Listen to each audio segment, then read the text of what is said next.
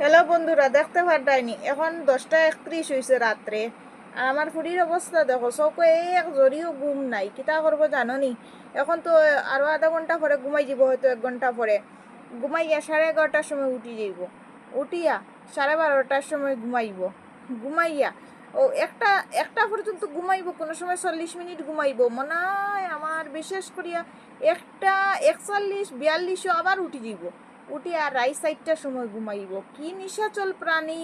যদি ব্যাংক ডাকাতি করতে হয় তাহলে আমরা জানাইও, আমরা আরামসে করতে পারবো। আমরা চোখ ঘুম থাকে না, দেখরাইনি তোমরা। হয় ডাকাইত ডাকাতি করবে নি না বাবা, রাম রাম রাম রাম রাম রাম। ওগুলা কথা খারাপ, তো ওগুলো বলতে নি গো। ঠিক আছে,